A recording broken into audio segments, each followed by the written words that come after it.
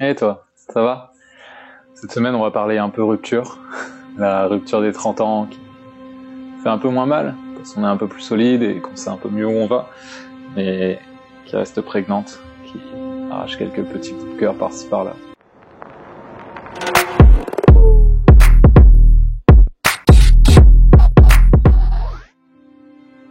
En couple, c'est sûr, et c'est du dur. Je pensais qu'à 30 ans, il y aurait plus de rupture. Je pensais que je serais quelqu'un d'accompli, de stable, d'un peu moins paumé. Comme toi, non? C'est moins intense, c'est vrai. La mort de tant de relations est déjà passée par là.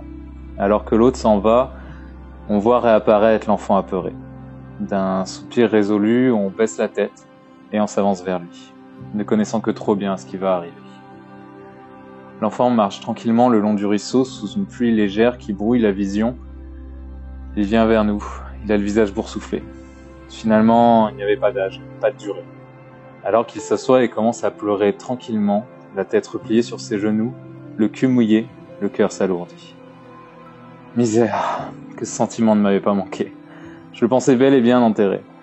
Un flash, une seconde, une pensée, une respiration coupée. On lui serre le cœur et on attend à ses côtés. Il n'y a rien à faire. Nos bras se sont bien renforcés, nos esprits se sont endurcis. Il semblerait presque que nous soyons devenus un peu plus matures, un peu plus adultes comme on dit. Mais le sentiment reste familier. Finalement, je n'ai pas changé. J'en étais fier pourtant. À qui le voulait, je le criais. Je ne suis plus le même. J'ai changé. Enfin, j'ai changé. Le temps se dilate pourtant de la même façon. Lent, lourd, pesant. Aïe. Les journées se décomposent minutieusement en va-et-vient de cœur, une joie légère emportée par une pensée, un manque grandissant qui fait redouter le pire. Et si c'était la fois de trop? Je n'ai plus l'âge de jouer à ces drames. Et pourtant, je ne suis toujours pas de ces gens qui vont au travail et reviennent, qui se font une raison et avancent. Je tourne, je rechigne, je ressens tout, ça me bouffe le crâne et les entrailles, ça se tord de partout. 1 heure ou 2 de passé, assis dans cette boue sale. Allez, encore un peu. T'es capable de le faire, tu te connais. Je n'ai pas hurlé, je n'ai pas cassé. Je me suis même excusé et de bon cœur. Tiens, en voilà une sacrée différence. Je me suis jeté sur rien pour apaiser ma peine, je n'ai pas cherché à la contourner. Je l'ai regardée, je lui ai souri et je lui ai dit de rester. Peut-être est-elle là, cette trentaine tant rêvée. Je l'ai simplement regardée s'en aller. Ce n'est trop rien. On adoucit l'histoire auprès des amis qui restent et qui regardent un peu désemparés. Qu'est-ce qui peut bien dérailler chez lui? Et toi, dis-moi, qu'est-ce que tu en penses en secret?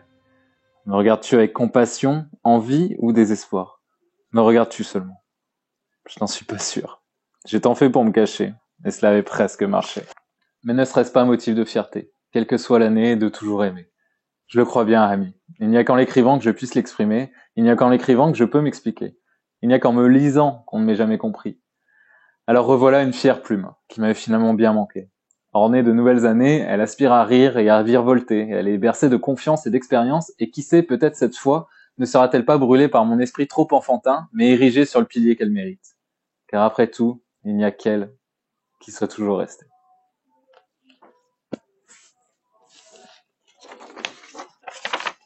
Merci beaucoup de m'avoir écouté. J'espère que ça t'a plu et que ça t'a parlé. Si t'aimes bien ce genre de contenu, je vais en créer un peu toutes les semaines. Je vais te partager ce qui me passe par la tête, que j'écris sur mon clavier, que je retravaille et retravaille jusqu'à ce que je puisse te le partager. Alors n'hésite pas à nous rejoindre, à t'abonner et à faire un petit tour sur les autres réseaux sociaux pour avoir des textes écrits en entier, d'autres vidéos. Voilà. À la semaine prochaine.